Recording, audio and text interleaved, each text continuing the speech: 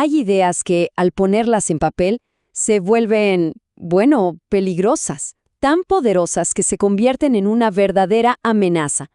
Y a veces, una simple carta puede hacer temblar los cimientos de toda una ciudad. Y eso nos lleva a preguntarnos algo, ¿no? ¿Qué puede tener escrito una carta para que sea considerada tan, pero tan peligrosa que las autoridades decidan que hay que destruirla? O sea, ¿qué palabras son tan amenazantes como para querer borrarlas por completo? Bueno, para entenderlo, viajemos un momento. Imaginen esto. Ginebra, año 1538. Hay una tensión que se respira en el ambiente. De repente, arrestan a un impresor y le registran el taller. Y la publicación que acaba de sacar, confiscada. Y no solo eso, la destruyen casi toda. La razón de todo este escándalo no era un complot ni un plan para derrocar a nadie. Era una carta. Sí, una carta. Entonces, la pregunta del millón es, ¿quién escribió ese texto tan incendiario?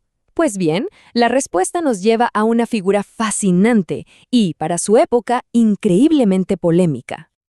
El documento en sí se llamaba Una carta muy útil. Y fíjense a quién iba dirigida. Nada más y nada menos que a Margarita de Navarra, la reina. Y la autora era una mujer llamada Marie d'Antier. En esa carta, lo que hacía era defender con una fuerza increíble las ideas de la Reforma protestante, y lo hacía con un dominio de la Biblia que dejaba a muchos con la boca abierta. Para que nos hagamos una idea de su valentía, hay que conocer un poco su historia. Miren, ella venía de una familia noble, llegó a ser priora en un convento. Pero se topó con las ideas de Martín Lutero y todo cambió. Tomó una decisión que en ese momento era totalmente radical. Colgó los hábitos, se casó con un ex sacerdote y se metió de lleno en el movimiento de la Reforma, hasta que terminó instalándose en Ginebra. Un cambio de vida total. Pero aquí viene lo más interesante. La carta no era polémica por una sola cosa.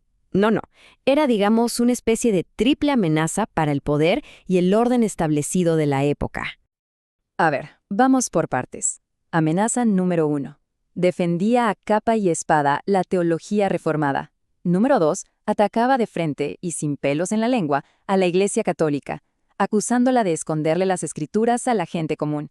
Y la tercera, que quizás era la más revolucionaria de todas, afirmaba que las mujeres tenían exactamente el mismo derecho que los hombres a estudiar, interpretar y enseñar teología. Imagínense eso en el siglo XVI.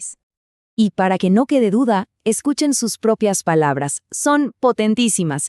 Ella escribió, porque lo que Dios nos ha revelado a nosotras las mujeres, no más que los hombres debemos esconderlo y enterrarlo en la tierra. No se nos prohíbe escribir y amonestarnos unas a otras en toda caridad. ¿Se dan cuenta? Es una defensa clarísima y súper valiente del derecho de las mujeres a tener una voz en la teología. Claro, una triple amenaza de ese calibre no iba a pasar desapercibida. Para nada. La reacción fue, como era de esperarse, inmediata y muy dura. La carta generó un revuelo tremendo en Ginebra. Como ya les conté, el impresor terminó arrestado y casi todas las copias quemadas. Y para Marie d'Antier, bueno, esto significó que su voz pública fue silenciada, al menos por un buen tiempo. Queda claro que las autoridades se tomaron esta amenaza muy, pero muy en serio. Pero aquí hay un giro interesante, porque la oposición no vino solo del lado católico. No, incluso dentro de su propio bando, el reformado, la audacia de Marie d'Antier causó problemas. El mismísimo Juan Calvino, que en teoría estaba de su lado, al principio se molestó bastante con ella. No le gustaban sus ambiciones, ni su forma tan directa de decir las cosas, ni mucho menos que criticara abiertamente a los líderes hombres de la Iglesia. Pero bueno, con el paso de los años las cosas se calmaron. El respeto de Calvino por d'Antier fue creciendo. Tanto así que tiempo después, fíjense qué curioso, le pidió que escribiera el prólogo para uno de sus sermones, un sermón sobre la modestia femenina. Y la ironía es gigante, porque ese sermón se basaba en un pasaje de la Biblia, que se usaba justo para prohibir que las mujeres enseñaran. Eso nos da una idea del reconocimiento que finalmente se ganó. A pesar de todo lo que hicieron para callarla, la voz de Marie d'Antier se negó a desaparecer. Y su legado, lo que quedó de ella, es la prueba más clara de su increíble impacto. Miren, en Ginebra hay un monumento muy famoso, el Muro de los Reformadores, que homenajea a las grandes figuras de la Reforma. Por siglos y siglos, ni una sola mujer apareció en ese muro. Cero. Pero en el año 2002, algo cambió. Se añadió un nuevo nombre a la lista. Y sí, ese nombre era el de Marie Dentier.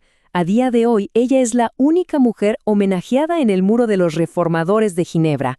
Es un símbolo potentísimo, ¿no? El reconocimiento final a una voz que alguna vez intentaron borrar por completo de la historia. Y todo esto nos deja con una pregunta flotando en el aire. La historia de Marie Dentier nos obliga a pensar qué voces de nuestro tiempo están siendo silenciadas hoy.